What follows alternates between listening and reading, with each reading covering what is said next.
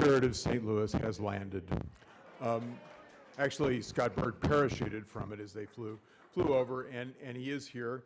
And so I'm going to dispense with what otherwise I would have entertained you with, which is reading through the 14 points. And actually adding a couple of my own to it. And, I think it would have entertained you, it would have enlightened you, undoubtedly. And I do, in introducing Scott Berg, I do want to say that I have a tremendous bond with Scott Berg. First of all, you need to know that the first great biography, Pulitzer Prize winning biography, and there's a theme here, it's sort of Pulitzer Prize, National Book Award, Pulitzer Prize, National Book Award, actually kind of gets old after a while with Scott Berg. But his first Pulitzer Prize winning biography was of Max Perkins. And Max Perkins, you may know, actually you would only know this if you had read his biography, is really the missing figure in American literature. He was the editor of Hemingway, the editor of Scott Fitzgerald, the editor of Thomas Wolfe. And Scott Berg's biography really introduced him into the history of American literature. And the Scott in Scott Berg, this is our first bond, the Scott in his name, his mother actually introduced him to Fitzgerald, which led to this great literary career that he's had, and called him Scott because of her love for Fitzgerald. My mother didn't call me Scott because she knew I wouldn't write a Pulitzer Prize winning biography, so we have that bond.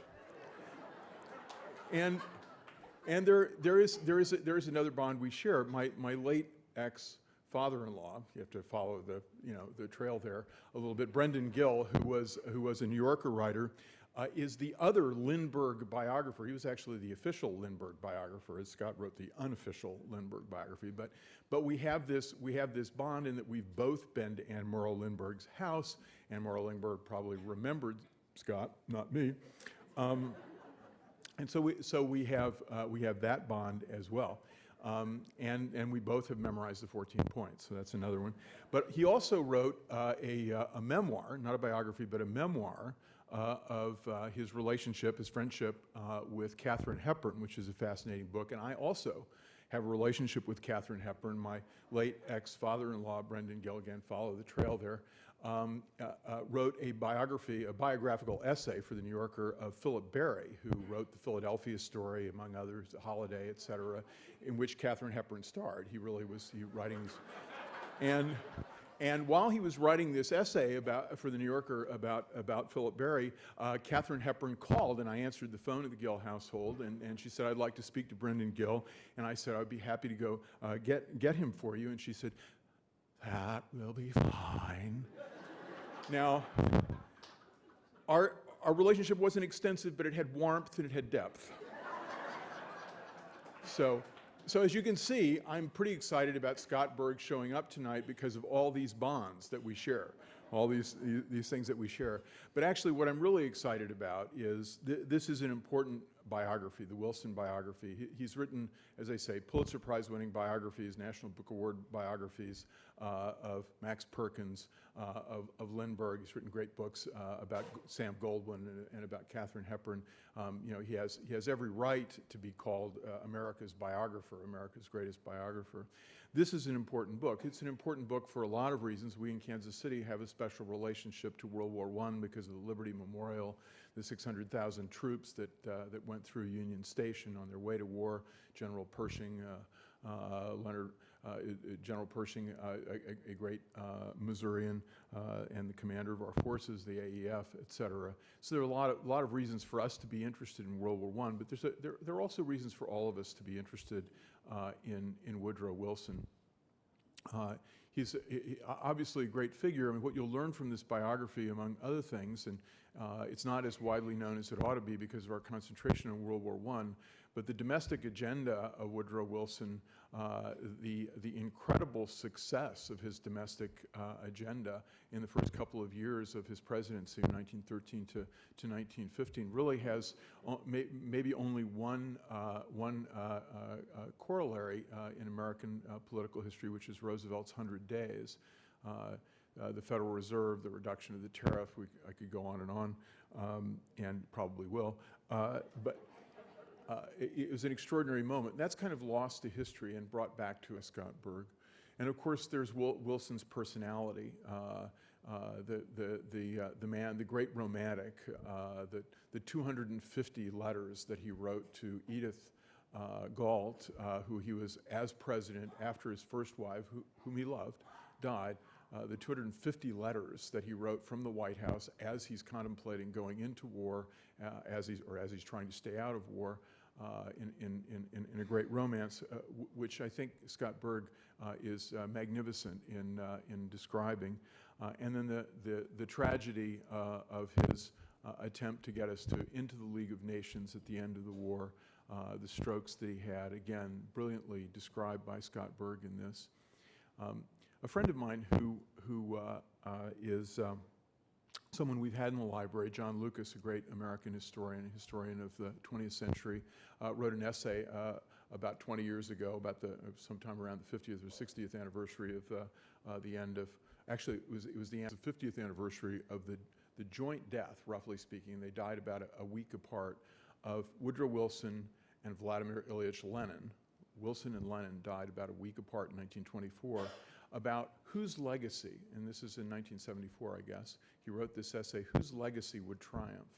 And as I was reading Scott Berg's magnificent biography, I thought about John Lucas's essay, which left it a kind of open question about whether or not the totalitarian Lenin or the Democrat Wilson would survive. And I thought about the Arab Spring and what we've been through and in the last couple of years, and I'm thinking that question is still the most important question. And at the end of the day, one of the great things about this biography and about Scott Berg as a biographer is his interest in not just the character of the Lindberghs and the Perkins, but also what their character means for us, what kind of models they are for us, and what kind of decisions we make about our lives as we go forward. And that question is a question that he asks, and I think brilliantly answers throughout this biography. So it is a great pleasure for me to introduce to you America's biographer, Scott Berg. Thank you. Thank you. Well, thank you very much. Thank you all for being here tonight. Gosh, what a pleasure. The bad news is, I'm sorry we were late. We drove to the other branch of the library. The good news, of course, is I got to see more of Kansas City, which was good. And I hadn't been here in about 10 years, and it looks great, I think. I mean, really good. And I'm happy to see all of you here. Thank you for being here tonight. And thank you for that very generous introduction as well. We are going to talk about Woodrow Wilson over the next few minutes. Before I get into Woodrow Wilson, I wanted to talk about my other favorite subject, however, just for a moment or two, and that would be me. Thank you, thank you. Well, and only because I feel you are entitled to some explanation as to why someone would spend 13 years writing about anybody, to say nothing of writing about Woodrow Wilson. Who's been getting a bad rap in the last 30 or 40 years, I think. Well, I shouldn't say that so much. It's just his reputation has diminished. This was a man who, for decades, was always considered among the 4 or 5 greatest presidents in the United States. And I think in many ways he still is. But that's something I'll leave for you and the historians to determine. What I can tell you, though, is how I got into this project. As you heard a little in the introduction, well, let me go back. I'll tell you my version. When I was 15 years old, I read a slender biography on Woodrow Wilson, and I became quite enamored. I was at the same time quite enamored of F. Scott Fitzgerald, and I had one other great hero, and that was Don Quixote. I had the pictures of all 3 of them on my bedroom wall when I was in high school. I'm sure, well, I'm pretty sure I was the only kid on the block with those pictures on his wall. Pretty sure. In any case, there was a through line. They were all tragic idealists. They were all highly romantic figures. And I was 15, and oh boy, I was in love with tragic idealism. That just seemed like the be-all and end-all, you know? In any case, I went off to Princeton in large measure because 2 of those 3 people on the wall went to Princeton. Don Quixote did not go there. I'm told he had very poor board scores and just didn't get in. In any case, to jump ahead a bit, while I was at Princeton, as you heard, I began to write about Max Perkins. I did my senior thesis on this incredible book editor. And when I graduated, the Princeton English department suggested I transform that thesis into a book. They forgot to tell me it would take 7 years to do that. But I didn't want to go to law school, so it seemed like a good idea. And basically, that's what I did for 7 years. While I was in the early stages of that book, I already began to think about not just a book, but I thought, wouldn't it be interesting to write a shelf full of books about 20th century American cultural figures? Wouldn't it be interesting to write 5 or 6 biographies of the people who really changed American culture in the 20th century? Each one would be from a different part of the country. Each one would be from a different wedge of the great apple pie. And so my first book was about an Easterner, Harvard-educated, white Anglo-Saxon Protestant who went into publishing. My second book was the story of a man named Shmuel Gelbfish, who was a teenage runaway from Warsaw, moved to the West Coast, changed his name to Samuel Goldwyn, and he invented something we now call Hollywood. For the third book, I turned to the Midwest. I was looking for a great Midwestern hero, maybe a romantic figure. Aviation, I thought, was a great metaphor for 20th century America. And of course, all roads led to Charles Lindbergh. Parenthetically, as you heard, I wrote a book about Katharine Hepburn based on my 20-year friendship with her. But then to the big plan, the shelf. And I began to think, boy, I'd like to write about a Southern figure, which I hadn't done. I hadn't written about somebody in politics or government, or for that matter, higher education, which is a very important part of certainly American culture, and indeed, as it turns out, a very important part of Woodrow Wilson's life. In this case, all roads kept pointing to Wilson. And when it came time to discuss what I was going to write next with my publisher, I went in and I had about 12 ideas actually, and I said, but I'll be honest with you, since I was 15 years old, I've been carrying Woodrow Wilson's name in my hip pocket, and he's somebody I'd really like to write about. And the publisher said, Scott, I don't even want to discuss it. Before you leave this office, the deal will be done. I love Woodrow Wilson, she said. And I said, you love Woodrow Wilson? I thought I was the only, did you have his picture on that, you know? No. In any case, we were off and rolling. So now here we are. We're all assembled, I'm in the right library, and now we're going to talk about Woodrow Wilson for a little while. Now, ultimately, once I got started on this project 13 years ago, here were 2 planks of the platform that Woodrow Wilson was running on for me and what I try to make clear in this book. Here they are. They're going to be pretty bold. They're big. I hope over the course of the next few minutes, I will support those ideas. If not, I hope you'll find enough illustration in the book to see that these ideas that I'm about to put out are valid. And if not, too bad, I'm sorry. But here goes, here goes. I maintain that Woodrow Wilson was the most influential figure of the 20th century. It's going to be big. Take it under consideration. Think about it. Second, I believe Woodrow Wilson's personal story, his life story, not his professional one, but his personal life, is the most dramatic ever to unfold in the White House. And this is why I really wanted to write this book, and it's why I wrote the book as I did. Because since I was 15 years old, I have read hundreds of books about Woodrow Wilson, and in all of them, I have never seen the portrait that I have in my head that has been developing for almost 50 years now of my perception of Wilson. It has to do with his character. It has to do with who he was as a man, as a son, as a husband, as a father. And all that, you see, informs and really dictated what he became as a president, and ultimately what he became as an international leader, as well as the man whom I maintained in Plank 1 became the most influential figure of the century. And I'll even go beyond that. I think Wilson's influence, as you will hear, and as maybe you've already intuited, has seeped into the 21st century. So because we don't have hours and hours, what I'm going to do is go through a number of big bullet points, I think, that I've got about Woodrow Wilson, so that if nothing else, you'll have some takeaways tonight. You know, a couple of points that, well, now wait a minute. Let me just do a quick count, because I think there might be 14. Now, wait a minute, hold on. We're going to come close. We're going to come close to 14 of them. Here we go. Ready to go? Woodrow Wilson. Remember this.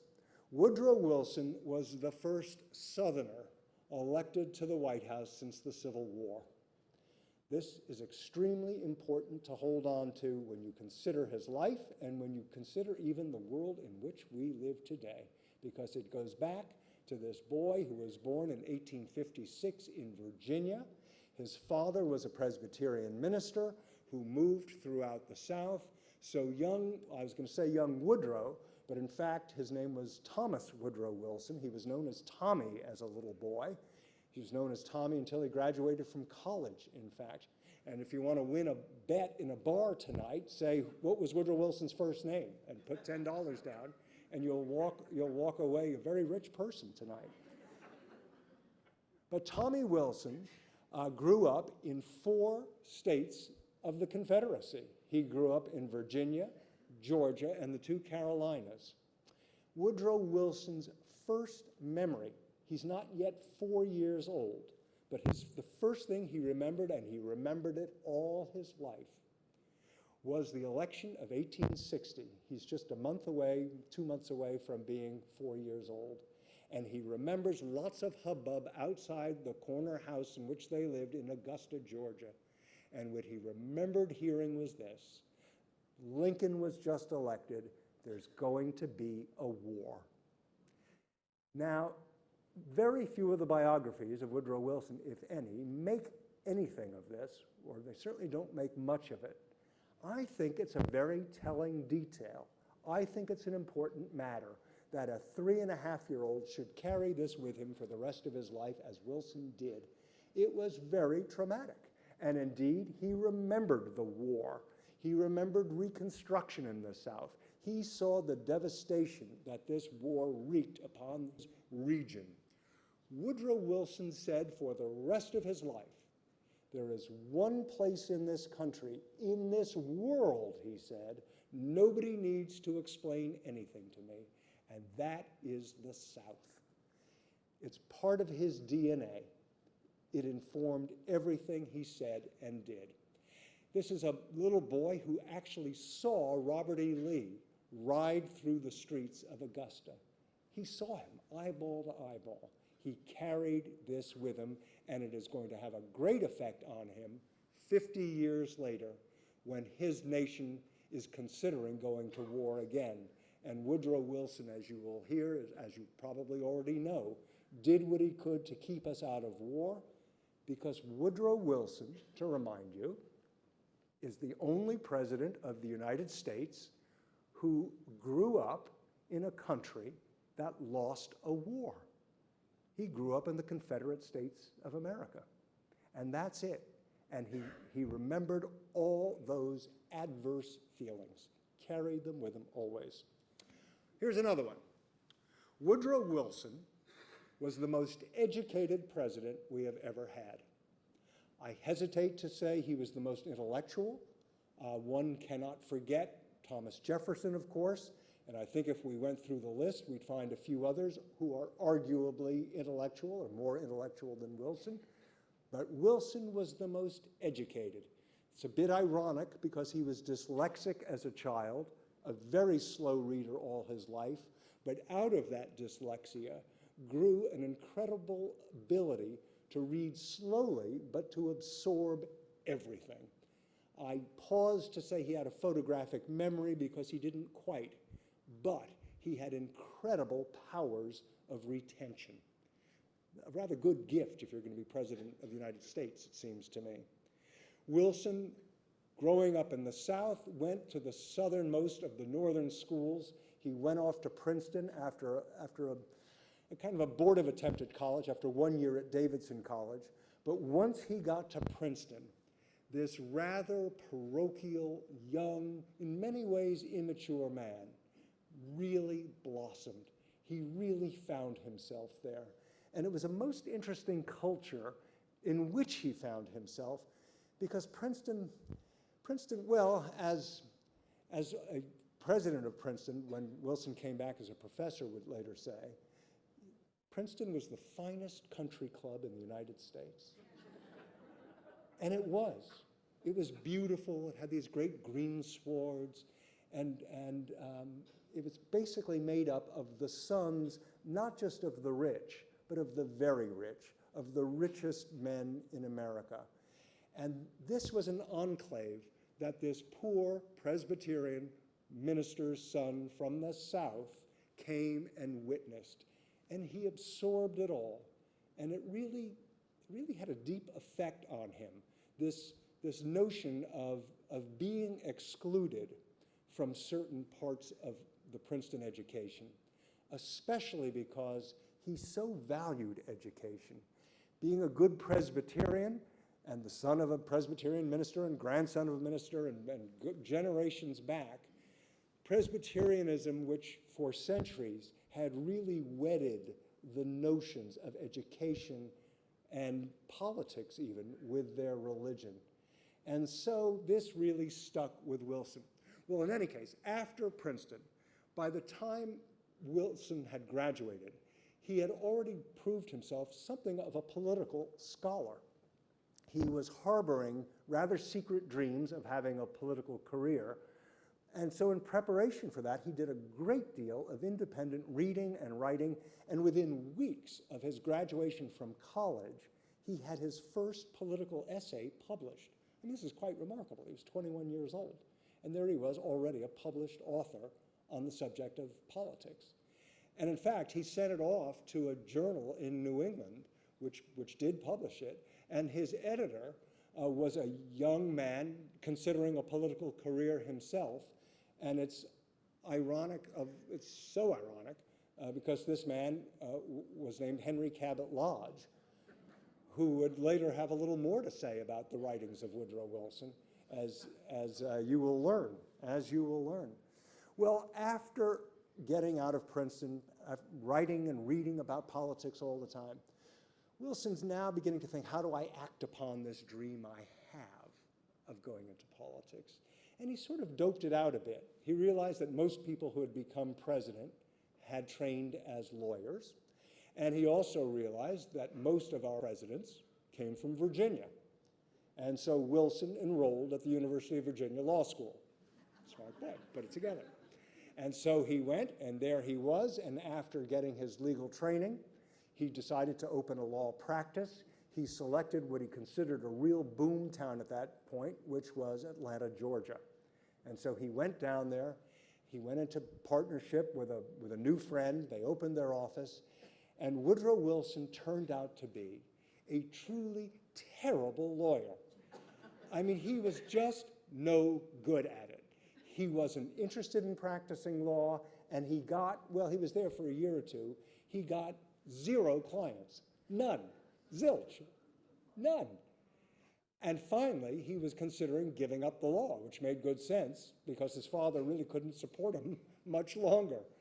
Wilson spent his afternoons just reading and writing mostly about politics, and so it was.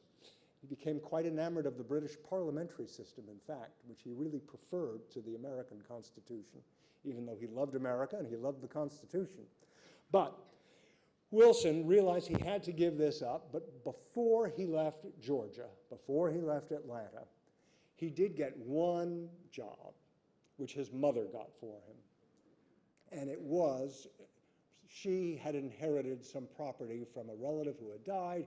They needed an attorney to draw up some papers, so she said, what about Woodrow? And indeed, he went to the little town of Rome, Georgia, to settle this estate. And there he did it.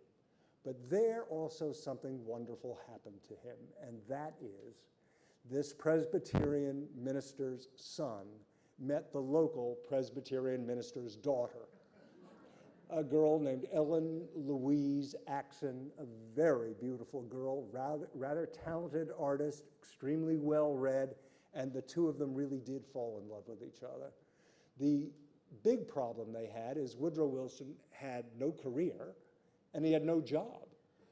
So clearly, they were going to be in for a long engagement if they were going to get married, because he needed to support himself. So he began to think how he might do that, and he also began to realize politics was probably a dream too far. And that's because at that time, late 19th century, especially there in Georgia, in the South, that was still reverberating from Reconstruction. And Wilson believed you needed a great deal of money or you needed family prestige to get ahead in politics. Can you imagine? And so Wilson decided to go back to school. He decided to spend a life in academia. And he went to Johns Hopkins University, where he became one of the first graduate students there. And he became one of the first graduate students in a new field of study called political science.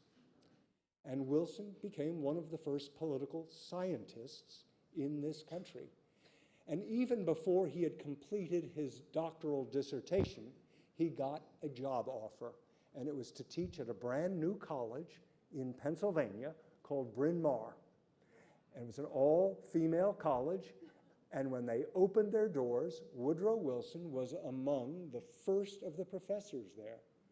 It was a small school, just for a few dozen women at that point. Wilson was happy to have a job because he was now supporting a wife, and he was soon to have 3 daughters very quickly. And he just wasn't happy teaching women. In those days, it was something of a novelty. And I must add that Mrs. Wilson was not too happy with his teaching women. Not thrilled at all. Now, I should also tell you, and this is one of the most telling things about Woodrow Wilson, I think, that during the courtship, during the 3 years between the time Woodrow and Ellen had met and they actually married, they were apart a great deal of the time. She was in the South. She moved to New York for a while to study art, and he's at Hopkins, and then they moved to Pennsylvania together. In any case, during this period, and I need you for a minute to picture Woodrow Wilson as you normally picture him, which is the Presbyterian minister's son with the long chin and the very grim face.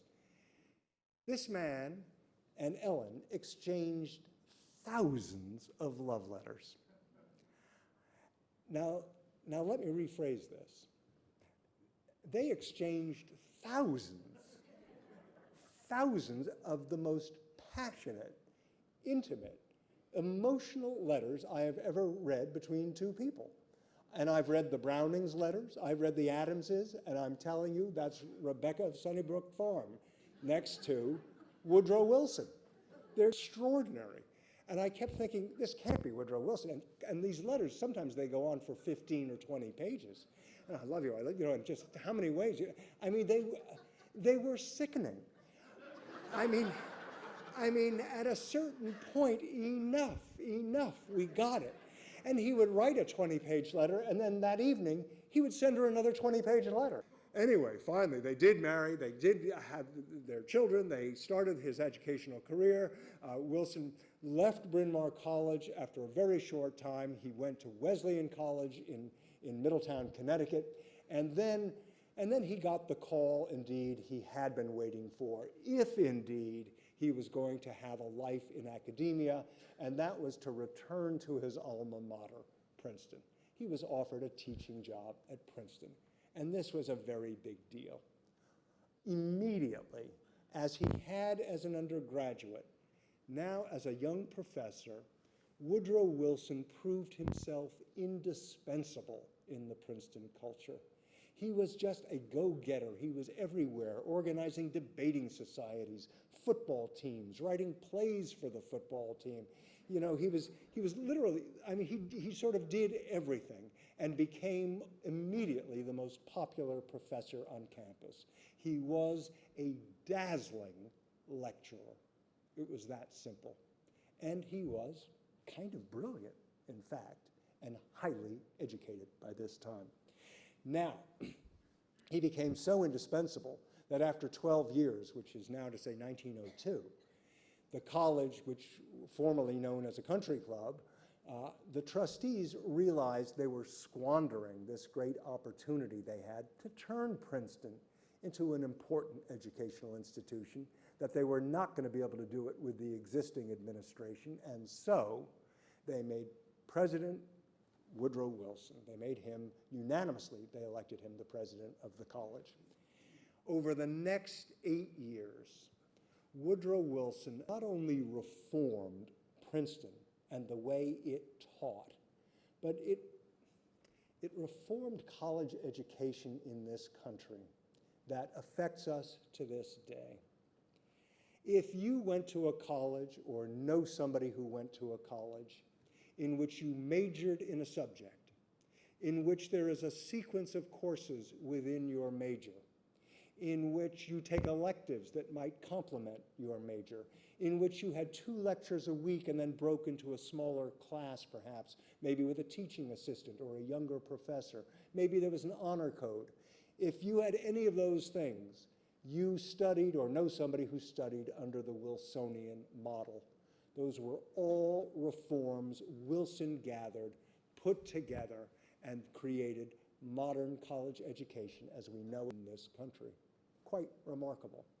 Now, after he had won that, and there was a lot of battles getting all those things done in just a few years, now Wilson wanted to take on something equally important to him. Just as in my book, the personal and the professional are intermeshed. I mean, it's fabric, it's weaving. So Wilson felt the social life of Princeton was as important as what was going on inside the classroom. And for that, he kept hearkening back to his own undergraduate experience, and he really disliked and wanted to disband that very exclusive social system there that was built around a series of what they still call eating clubs. And he wanted to bust that up. It was almost like a trust he wanted to bust up. And at this point, the trustees said, enough. We sort of like all this other stuff. And it's great, Brother Woodrow, everything you've done here, but let's just leave things alone for a while. Wilson persisted, and he was, in truth, about to get the boot. And I think he saw the handwriting on the wall and was starting on for what his future might be. And then the future dropped right in front of him. He would say it was Providence what happened. And here's what happened. He got a call from a political leader. Now, I better explain. Back in 1910, if you can imagine this, the state of New Jersey was considered the most corrupt state in the Union. I'm just saying. Others considered that. It was so corrupt in large measure because it was largely ruled by the most corrupt political machine in the country.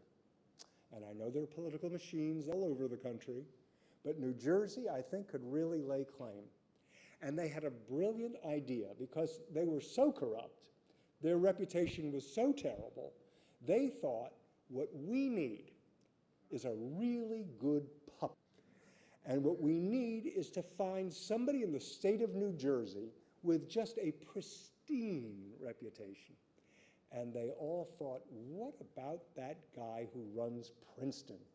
About that professor, you know, who is trying to reform things and trying to make things equal for everybody on campus and all that. And they went to Woodrow Wilson and they asked if he would like to be the candidate, the Democratic candidate for governor of New Jersey. And Wilson said, yes, he would. And in fact, Woodrow Wilson became the Democratic nominee. He ran for governor in 1910, and he won in a landslide. The first thing he did as governor was kick out the machine. I mean, physically barred them from from state buildings. It was remarkable. He cracked the machine overnight.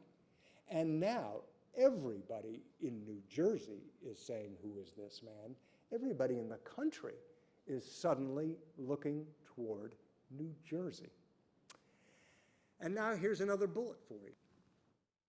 Woodrow Wilson enjoyed the most meteoric rise in American history. Period.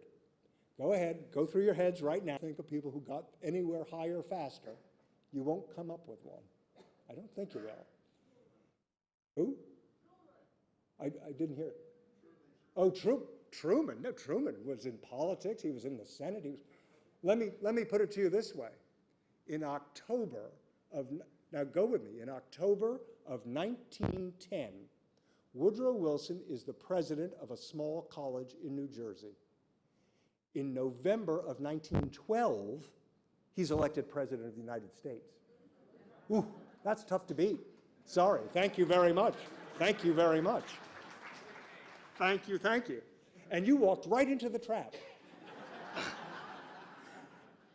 So thank you. And then, yes, it's good to have a shill in the audience, you see.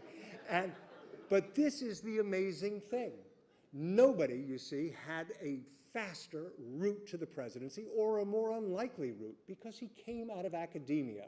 Now, he did have this pit stop as governor of New Jersey, and I should add that as governor of New Jersey, he passed the most progressive agenda in the history of any state in the country. It was quite amazing. And so, now the Democratic Party in 1912 is looking for a new leader. The nominal head of the party at that point was William Jennings Bryan, who had run for president 3 times and lost. The Democrats obviously knew they needed somebody else, and all eyes once again turned to Woodrow Wilson. And after a very hard-fought convention and primary period, Wilson got the nomination. And of course ran in that epic, legendary election of 1912, in which Woodrow Wilson, the Democrat, ran against the incumbent Republican William Howard Taft, who had been hand-selected by his predecessor, Theodore Roosevelt, who is now upset at what Taft has been doing with the Republican Party. So TR bolts from the Republican Party, forms the Progressive Bull Moose Party, and we're going to have a 3-way race. Oh, we're going to have a 4-way race even, because Eugene Debs is going to run as a socialist. Now, nobody ever thought Eugene Debs was going to win, but he did very well in this race for a 4th party. And indeed, even people who didn't really believe in Debs's politics, they believed in him. They admired him. He was a worthy. They thought he was a sincere candidate. So we have this great 4-way horse race. It was quite wonderful, really. And largely, of course, because the Republican votes were going to split, Woodrow Wilson won in an electoral landslide. Just huge. It was the largest electoral victory that a president had ever received to that date. And there he is. Woodrow Wilson is now the President of the United States. Takes office exactly 100 years ago this year, in 1913. Immediately in office, the way Wilson did when he charged into Princeton as the president of Princeton, he immediately began with this reform agenda. And I would say, well, I will say, I am about to say, Woodrow Wilson presented, got passed the most progressive agenda the country had ever seen. Within just a few years, as you heard in the recitation in the introduction, he immediately went after what he felt were very unfair tariffs. He introduced the modern income tax, such as we know it, the graduated income tax. He introduced labor laws, the 8-hour workday, workman's compensation. He introduced the Federal Reserve System, which is, of course, very much with us today. He put the first Jew, Louis Brandeis, on the Supreme Court. These were all extremely radical measures in their day. And he did it because it goes back to, again, I think, his days as a Princeton undergraduate. There was a through line, you see, to all these measures. They were all about leveling the playing field. Wilson was not anti-big business. He was not anti-wealth, but he was anti-unfair practices. He was against the notion that some people did not have a chance at all. And so everything Wilson did was toward the idea of leveling the playing field. And that's what he did as president. Now, he did this also in a radical new way. Here were some things Wilson did. The first thing he did was he showed up in Congress. Now, this was quite remarkable. I'm going to tell you something almost unbelievable, especially today. Woodrow Wilson had a notion about how the American government should work. And he believed, get ready, I want you to fasten your seatbelts on this. He believed the executive branch, the White House, and the legislative branch, the Congress, should cooperate. Now, it's wacky. But I mean that literally. He believed they should cooperate the government, that they should work on it together and make this machine run. And toward that end, he thought he had to personalize what the White House was. He wanted to say, the White House isn't just some institution over here. It is a man who lives there. It's a man who is in love with his wife, who's raising children, who has feelings about exclusivity in this country, about the opportunities that should be afforded every American. And so Wilson began showing up regularly. You know, we have this annual event where the president shows up for the State of the Union address. Well, it's now a very big deal. But Woodrow Wilson was the first president in 112 years to show up and do it. The last president who had done that was John Adams. And Wilson decided this is a way to humanize, to personalize the presidency. And so he showed up to give the State of the Union address. He showed up whenever he had an important measure to present to the Congress. And this was radical. To this day, it's radical. He called 25 joint sessions of Congress during his 8 years in office. Now, if you take away the State of the Union addresses, which are in essence joint sessions, if you add up all the joint sessions of all the presidents, they will not equal what Woodrow Wilson did alone. And he did this once again to have a conversation going on. And he would come in and he would give a speech about tariff reform or about 8-hour workday or whatever it is, and then he would leave. But then he did something equally strange and in many ways quite wonderful. He returned the next day, and he'd return the day after that, and he sat in a little room just off the Senate floor. It's a room that most members of Congress to this day don't even know exist, and they've certainly not been in it because it's locked up. And this room has a very tricky name. It is called the President's Room. And this room was an idea that George Washington had when they were building the Capitol. And he said there should be a room right inside Congress where the President of the United States could come at any time and sit there. It's his room. And he can grab senators and congressmen and get them to come in and talk about the agenda he's trying to advance. And that's what Woodrow Wilson did. Sometimes 4 or 5 times a week, he would sit in the president's room. And in doing that, you see, he created a dialogue. He created this sustained dialogue so that even when they didn't agree with him, and he had a lot of things that the Congress didn't agree with, but at least they kept a civil dialogue going, because this was what Wilson had established. He thought this was part of what the new modern presidency should be about. And in doing this, Woodrow really did create, I mean, he was helped by Teddy Roosevelt before him, in expanding the powers, the influence, and really the reputation of the presidency. So Wilson, though, really became the first modern president who was able to enact all these things. And so he did. And he spent his first term largely looking after this very ambitious democratic agenda, despite 2 cataclysms. The first was a year after the Wilsons moved into the White House. Ellen Wilson, his beloved wife, thousands of love letters, died. The president was despondent. He was distraught. He could barely get out of bed. He sank into a very severe depression.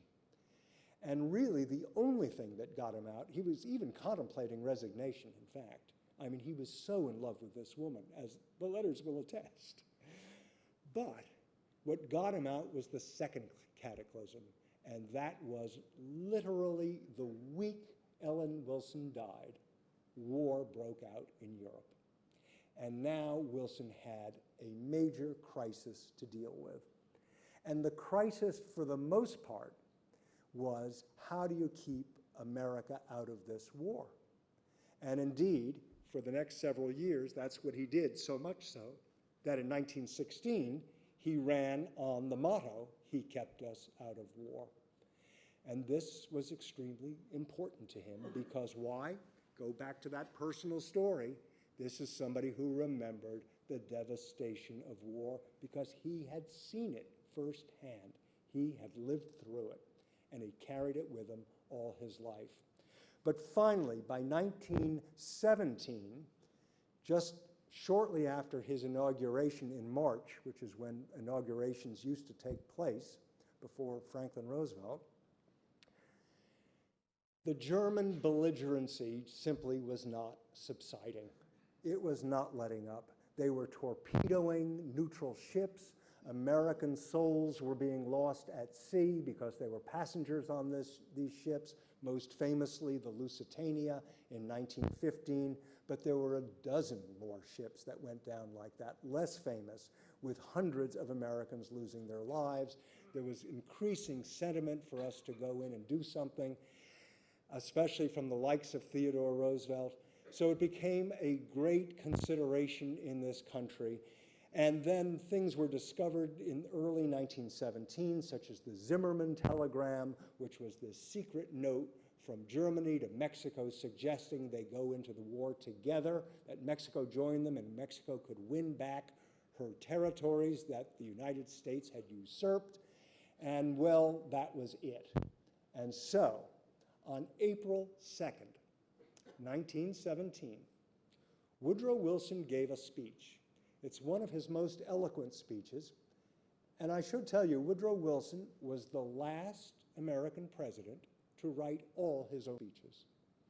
And that's why they're so eloquent, because they come from here and here. And also here, he was also the best typist in the White House. And he actually knew shorthand, and he used to do his first drafts in shorthand.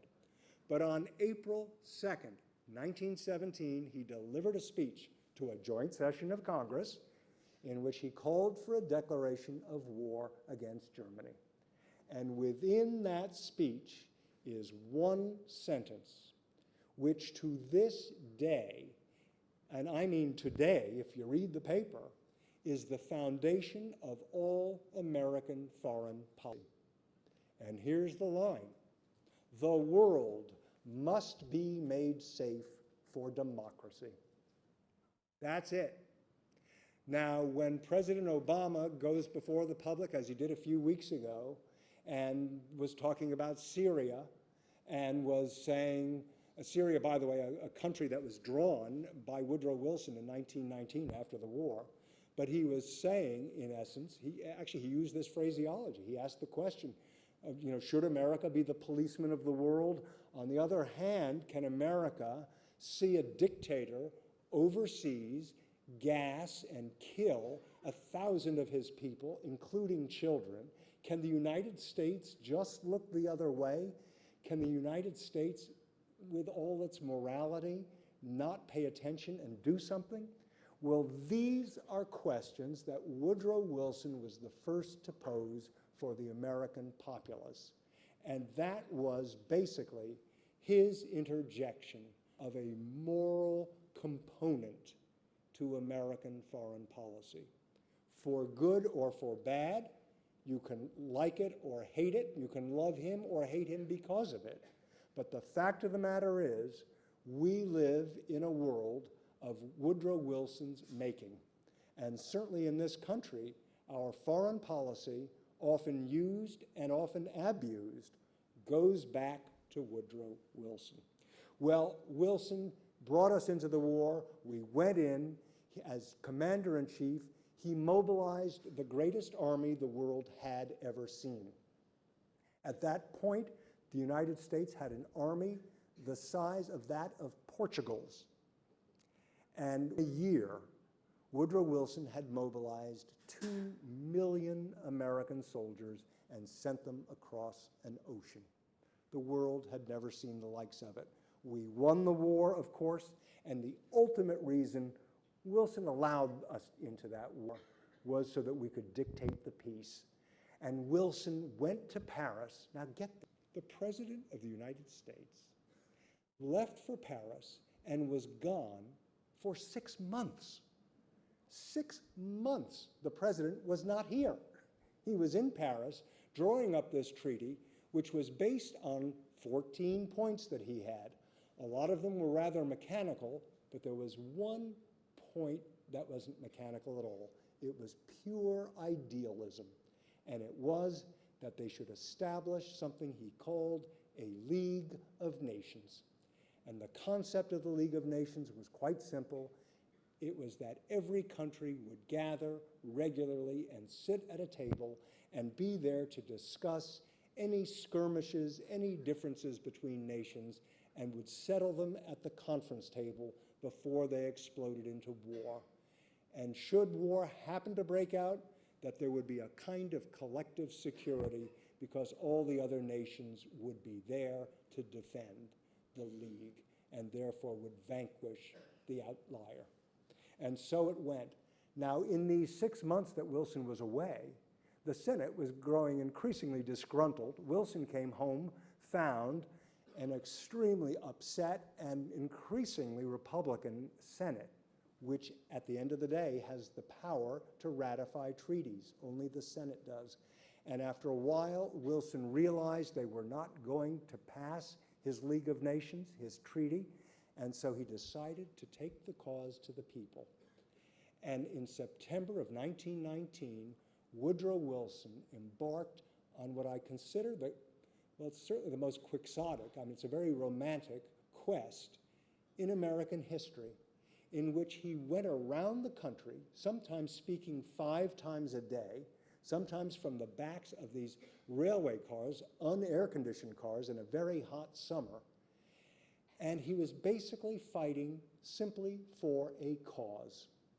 What he did not realize, what his doctor even had not told him, was the full extent of his advancing arteriosclerosis, that he was in fact a rather sick man, and a little better than halfway through the tour, the President of the United States collapsed.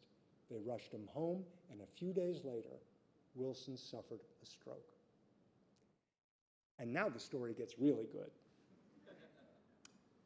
Because what happens, what I characterize in my book, is what I say is the greatest conspiracy ever to engulf the White House.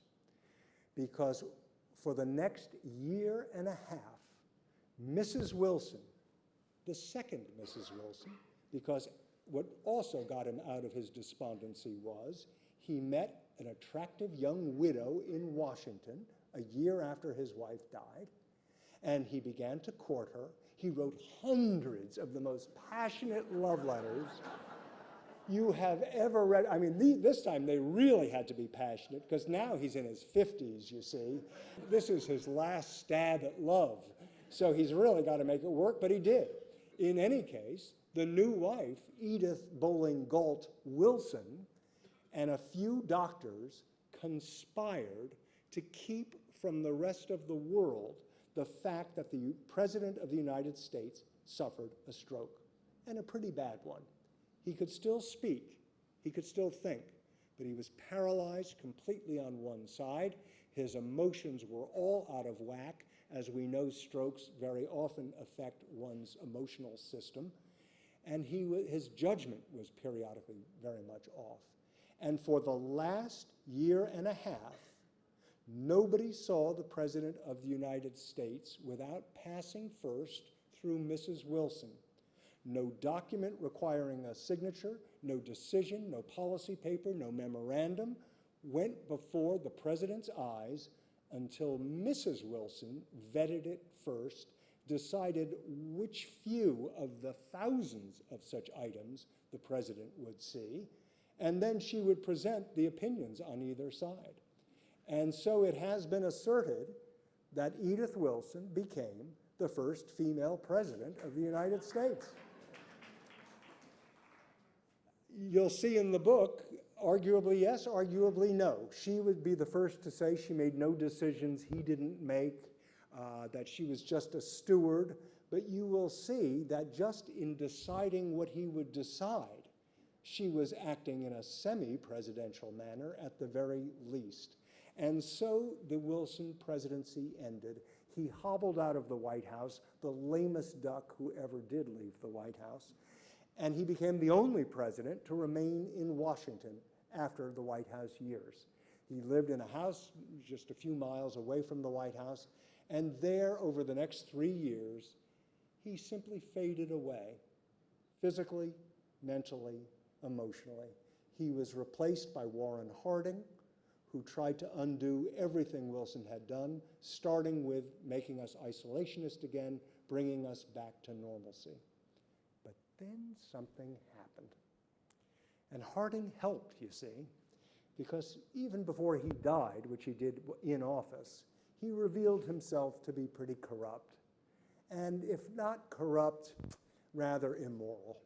And suddenly there was this great longing for Woodrow Wilson, who every afternoon would take a drive around Washington in the limousine that he had bought from the White House, in fact. And there'd be 10 people outside the house just wanting to get a glimpse of him. And after a while, there'd be 20 people, 50 people, 100 people. And then on November 11th, his first anniversary of the armistice after he was out of the White House, there were 1,000 people outside the house. The next year, there were 10,000 people. The next year, 20,000 people. The Woodrow Wilson House became a shrine. He became an emblem, an icon of peace and freedom. We are not put into this world to sit still and know, Wilson said.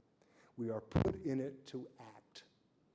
Well, I hope each of you will take a few moments, maybe some hours, to sit still long enough to read my book and know more about Woodrow Wilson.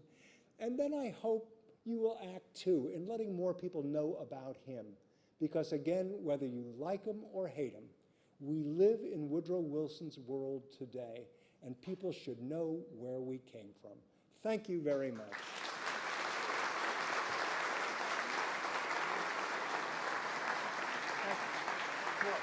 Thank you.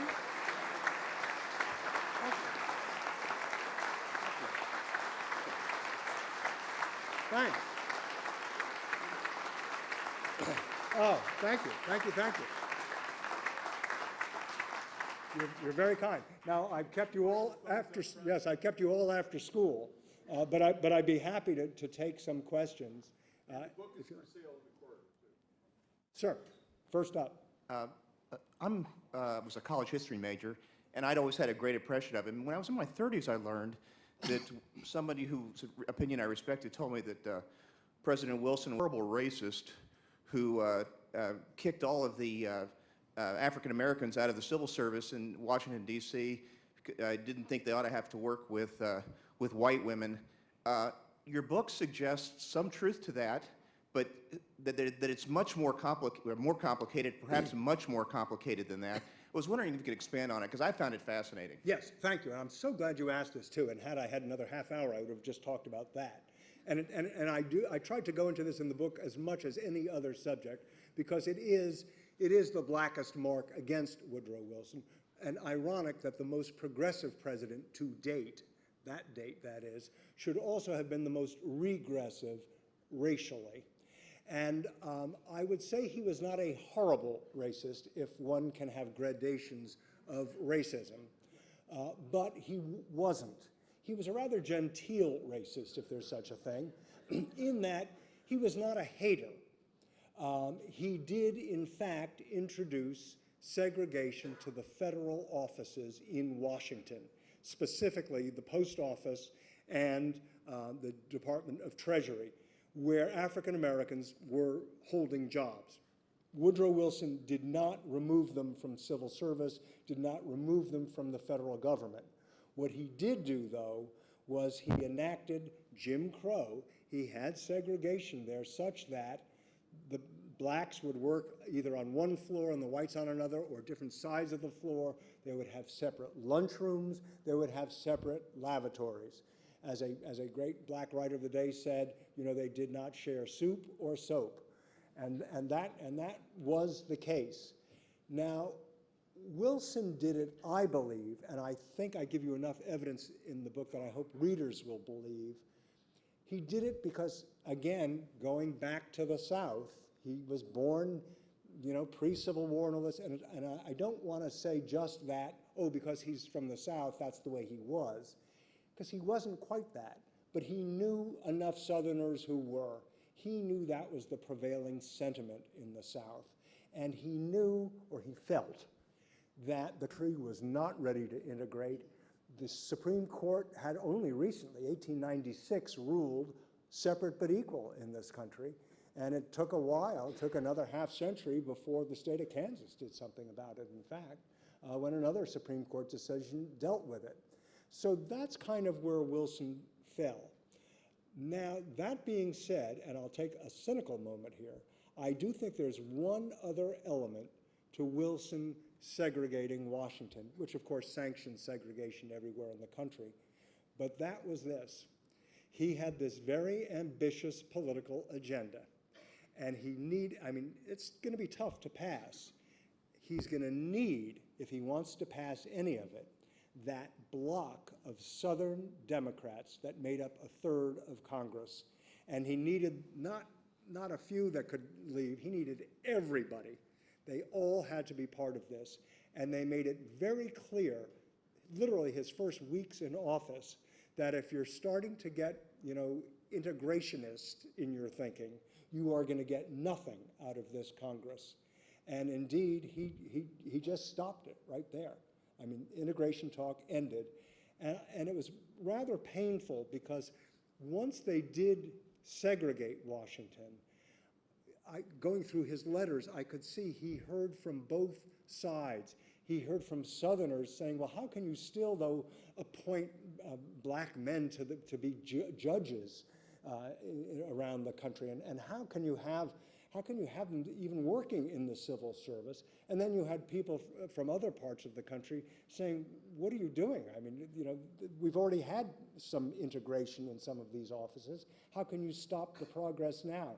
So Wilson felt sort of pulled from both sides, and in that being pulled, he ended up doing nothing. One more note on this, and this is the moment where I think Woodrow Wilson really could have risen. And I think this could have been Wilson's great leadership moment. And it was after World War I, in which many African Americans fought and many died, and they came back from the war, and they were so hopeful. And they thought this was going to be the turnaround moment. They thought this was going to be the moment they could be integrated into American society, because they had proved they were red-blooded Americans. They had shed as much blood as white Americans. And Wilson, I think, could have stepped up and used that as a teaching moment and as a moment to say, we've really got to get over at least a hump here. Wilson did nothing. Does that answer any of it? Thank you. I'm sorry I didn't address it in the main part of the talk. Sir. Yeah, I want to raise other criticisms of Wilson. For example, the terrible abuse of civil liberties during the war. That would probably make John Ashcroft blush. And furthermore, I'm not all that knowledgeable about this, but I've heard people say that Wilson refused to compromise with his critics on the League of Nations. He wouldn't negotiate with Henry Cabot Lodge, and as a consequence, the treaty went down to defeat. You're absolutely right on both counts. Let me elucidate and, yeah. To take the first one, this is the second black mark against him. I think these are the two most egregious sins, if you will, in the Wilson administration. And again, ironic that the most progressive should have been the most regressive when it came to race. He was the most suppressive president we ever had. He did this during the war. He really clamped down on free speech. He reintroduced the alien and sedition laws that had not been, started with John Adams. Wilson claimed he was doing nothing that Lincoln hadn't done, but he really went a step farther. And he was so severe in it that writers themselves were censoring each other. So that's how strong it was. And Eugene Debs, the socialist candidate, ended up giving a speech in which it was ruled he was seditious. And Debs was sent to prison for many years. And time and again, especially after the war, the very people who had sent him to jail, I mean, Wilson's attorney general, the notorious Palmer, came to Wilson and said, you know what, the war's over. In his 70s, he's in ill health. He served several years in jail. It's really time to pardon him. And Mr. President, I've drafted the pardon. All you have to do is sign it. And Wilson just wrote, denied. Wouldn't do it. And he was really unyielding, and this is going to tie into your second question, uncompromising, quite stubborn. In this instance, here was his feeling. And, well, actually, I'll give you the feeling and then I'll paint the scene for you. His feeling was American boys had gone over to fight, and 100,000 of them didn't come home. And here was a man talking, quote, against America, while these boys were dying. And Wilson found that unconscionable. He just couldn't deal with it. He would not accept it. And that's why he was so strict about it. That and I don't want to give you a glib answer here, but 1917, 18, and 19 was kind of the first Al-Qaeda moment this country had. There was a mysterious enemy, we called them anarchists. There were a lot of communists in the country. There were a lot of immigrants. There was a lot of xenophobia in this country. And it was this moment, as was happening, that a lot of anarchists were sending bombs through the mail to members of Congress, to captains of industry. And it was a scary time because it was an invisible enemy. It wasn't like Germany attacking or killing people. It was mysterious. And it was, in that sense, an international terrorist group. And so, again, Wilson, feeling the president's first job as national security, just said, we are putting a lid on this, and we are just going to clamp it down. And he did. But he was utterly uncompromising, and nothing anybody said to him would change his mind. And I believe the reason for that is that he always felt responsible for sending soldiers to fight and die. And you know, if you read any biography of Woodrow Wilson, you'll read about that great speech I told you, the world must be made safe for democracy. And that's usually where other books end. They don't tell you the next scene, which again is the personal story, which I think is the most telling thing of all, which is after he delivers this speech, and Congress goes crazy. I mean, they love this. It's just great. It's red meat. And Wilson and Edith get in the car. They drive up Pennsylvania Avenue in absolute silence. Wilson walks out of the car into the White House, goes into his office, puts his head down on the table, and sobs. And then his chief of staff walks in, and he said, "Could you believe people cheering the fact that I was about to send all these young men to die?" And then he just sobbed some more. Wilson really did feel personally responsible. And so, by God, nobody was going to get away with anything on his watch while he had jeopardized those lives. So that's the explanation for that. Now, as for the League coming back with the treaty being uncompromising, yes, he was yet again. And indeed, up to the 11th hour, his rival, Henry Cabot Lodge, who had been toying with him, who had been just barraging him, using every political trick in the world to defeat that treaty, did come up with one last compromise, which was largely rhetorical.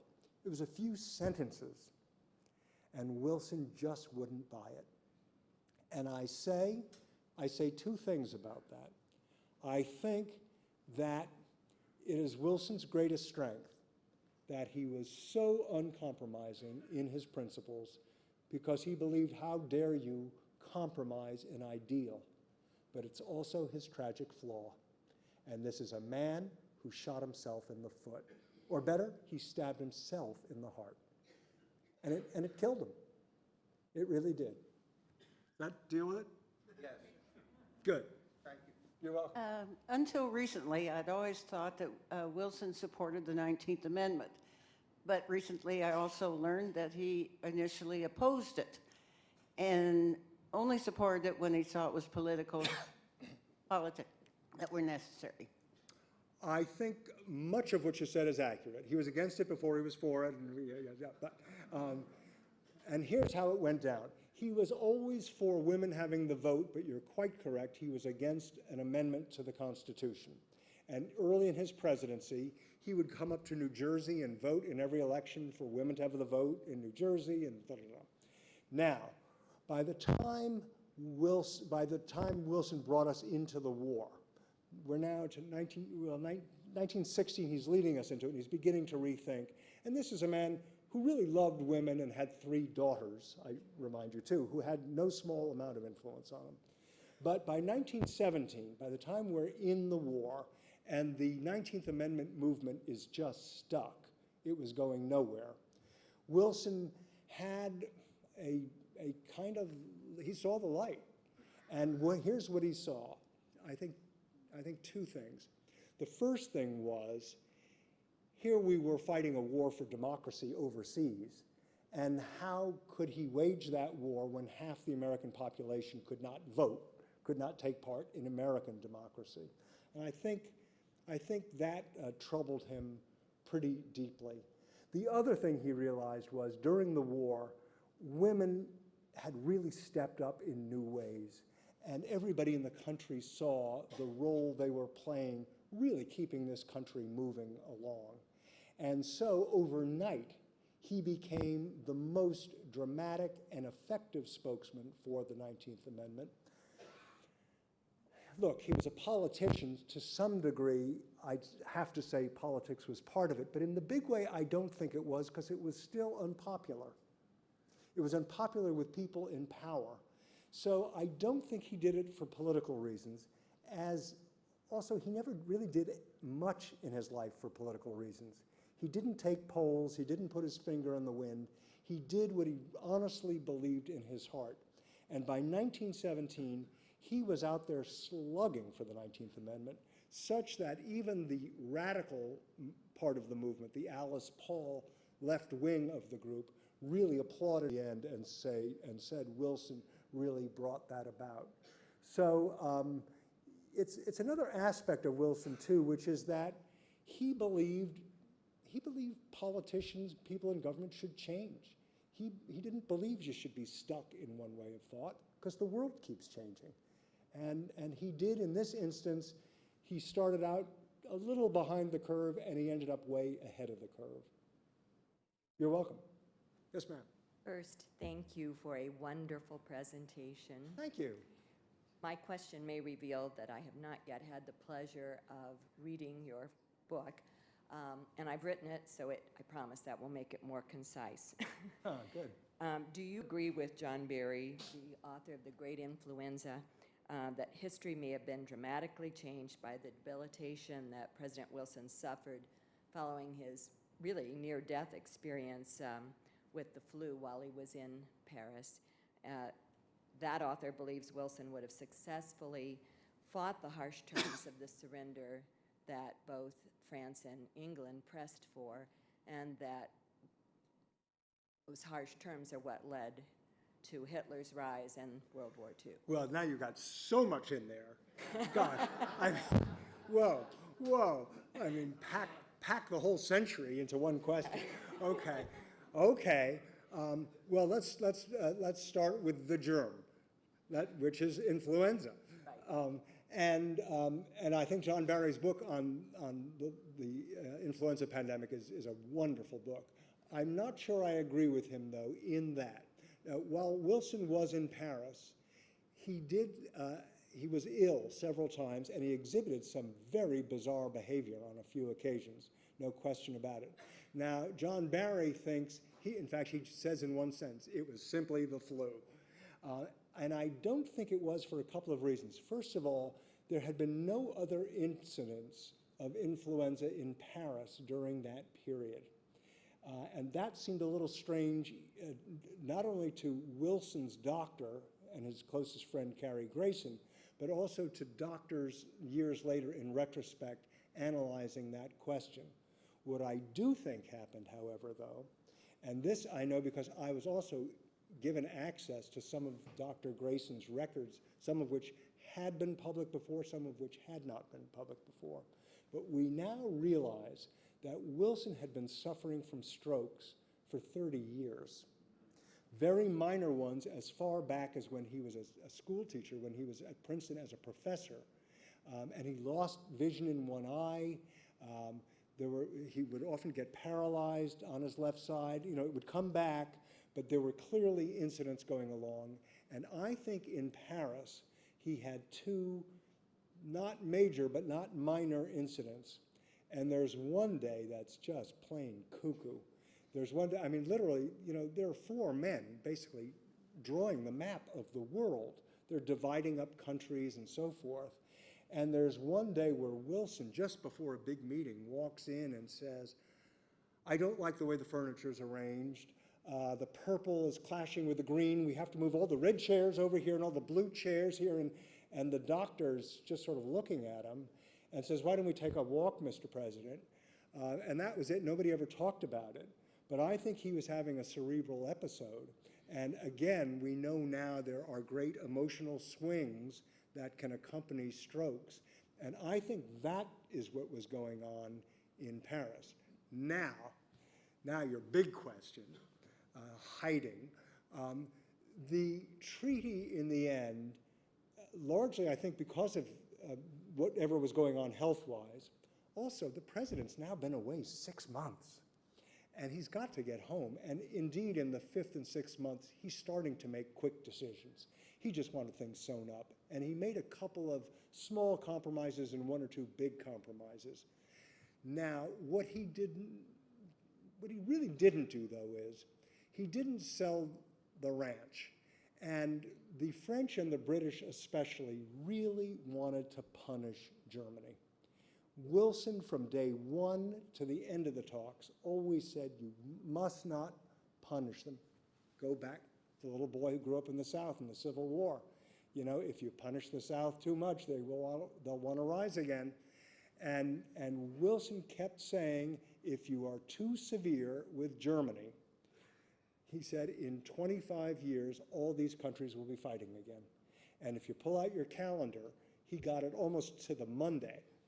I mean, he really called that one. And I know a lot of people say today that because of the reparations bill that was handed to Germany, they had to come back and fight and form, the Nazis and blah, blah, blah. The truth of the matter is, the bill that was presented to the Germans was not that onerous. And I mean, they could afford it. And on top of that, they never paid it. They only paid 20% of the bill. So I honestly think it's kind of a bogus issue. So I don't really believe it. But I have a scary little passage in my book quoting a young soldier named Adolf Hitler. And he describes the German feeling of, this was a moment where, Germany had never been the great empire of the world. And I think they thought their time had come. And you see these stirrings. And because the world was in such chaos, that's always a great moment for new parties, new thoughts, whether it's communism or fascism, whatever it is, to emerge. And I think that's what was going on. But at the end of the day, I wouldn't pin it on the reparations bill. You're very welcome. Sir. There's a book called Woodrow Wilson as I Know Him by Joseph Tumulty, and I was wondering if you could comment on the relationship between Wilson and his close aides. Comment on Wilson and what? And his close aides. And his close aides, yeah.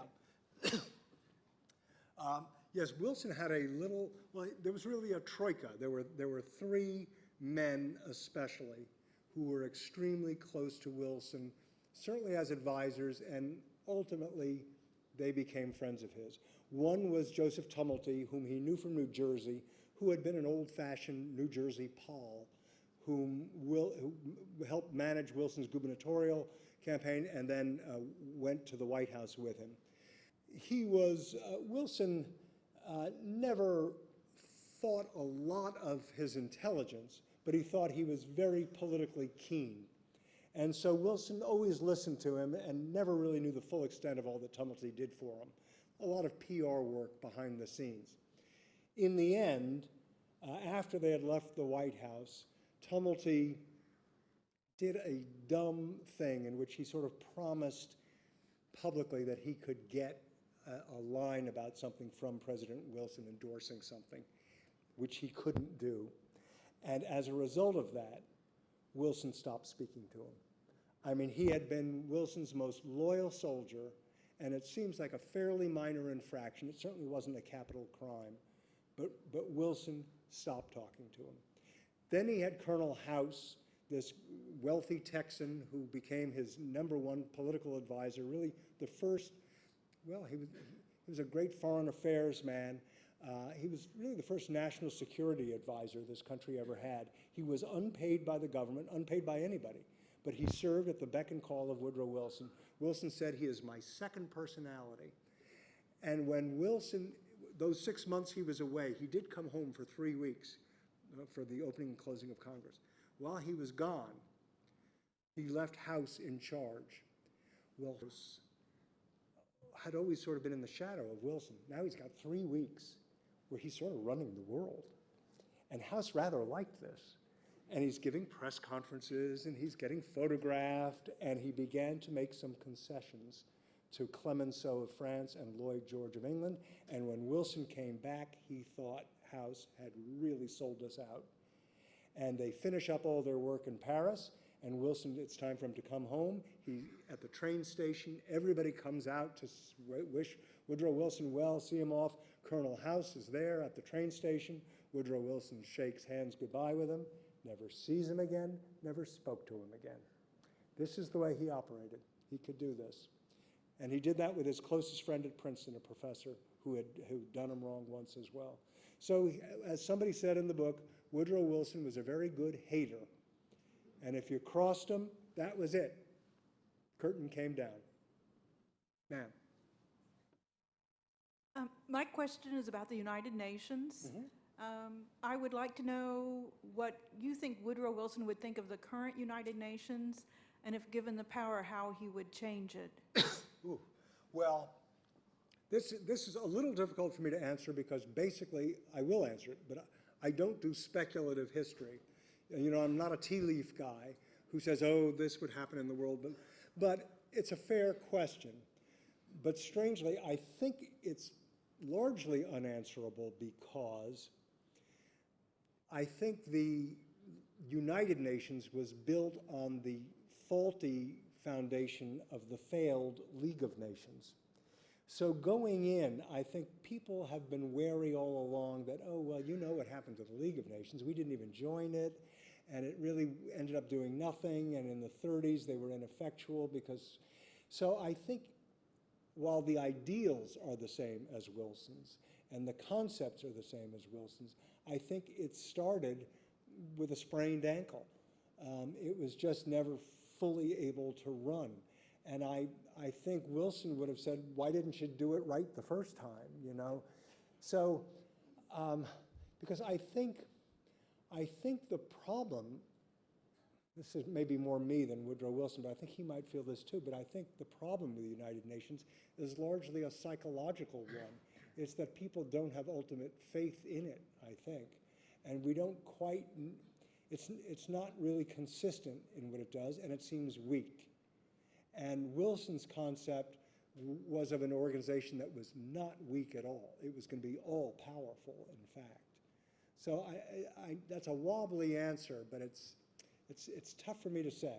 It's just tough for me to say, and I don't know whether to speak for me or for Wilson, you know. So you get neither. Sir. Yes, of course, you mentioned the creation of the Federal Reserve during his time. Yes. And in all due deference, and to the distinguished person who introduced you, did he trust bankers? Did he what? Did he trust bankers? Did he trust bankers? Did bankers trust him? Did that extend to the business community and Wall Street? Somehow he had to get financing for World War I. He trusted them only as far as he could throw them. No, he did trust bankers, and in fact, initially, when Wilson first emerged as a candidate, he was a great favorite of Wall Street. And it wasn't until he began thinking and talking more that his objection, again, was not to bankers or even to big business. He was very anti-monopoly, though. He was antitrust, especially the banking trust. He felt, again, the level playing field, he felt it was extremely unfair that a half dozen bankers had enough money and power, well, as was the case in 1907 when we had a panic in this country, that they could bail out the United States of America. That was a very troublesome fact for him. He also disliked, he again coming from the South, and he, with ideas and being much exposed to the Midwest and the Far West, he was very much opposed to this great centralization, this conglomeration of money all in New York. That he found upsetting, and that's why he came in with farm loans. These were big ideas for him, and lots of Southern Recovery and Farmer Recovery Acts. And that was one of the guiding principles for him for having a Federal Reserve System in which you'd have banks all over the country. So some of that focus would be taken away, some of that power would be taken away. In short order, the bankers became fairly distrustful of Wilson. They suddenly thought, oh, he's our great friend, and now they thought, oh, wait, we don't like that sort of talk. And so that was the case. He did not have trouble with big business, though, but he did believe there should be regulation such that there was a fair shot for everybody. Now, that's obviously, doesn't have clear definitions on what that is, but that was his general attitude. But yeah, but he had a fairly keen sense, though, of money, and he believed actually, and this was one of the other underlying principles behind the Federal Reserve for him, he believed in the elasticity of money. And he believed if there were branches of a Federal Reserve, for example, the currency could be more flexible in this country. So he had no problem with going into debt, going into World War I. Well, no, and in fact, something we now call a debt ceiling began with Woodrow Wilson. The very first debt ceiling occurred during World War I, and in fact, he raised taxes a great deal, And I think the highest taxes that this country has ever seen were under Wilson for the very, very rich during World War I. And he instituted the sale of bonds, these Liberty bonds, that raised tremendous amounts of money. He was enormously successful at that. So no, he did not have a problem with debt. He did not. Nope. Man. I just want to say thank you so much. This has been very interesting and got me really excited for the premiere of Scandal tonight. But There you go. And the president is the grandson of Samuel Goldwyn, Tony Goldwyn, the Yeah. actor who plays the president, Yeah, the it's- grandson of my second book. but I Just also to tie things in. it's all tied in.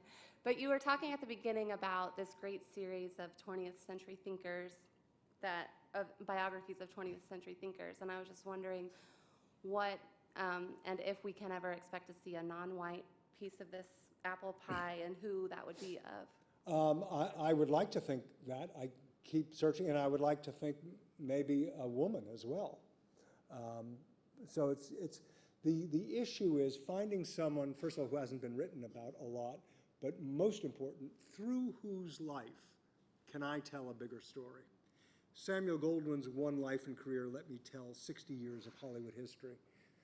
Max Perkins's let me tell 40 years of American literature and so forth. So if you have any ideas, I'm always open to them. Okay, Looking thank for you. it. Thank you again. Thank you. Our work is done. Thank you. Thanks so much. I will. Thank you. Will do. This way? And the book is for sale in the quarter, and Scott Berg would be happy to sign your copy. Thank you all for being here.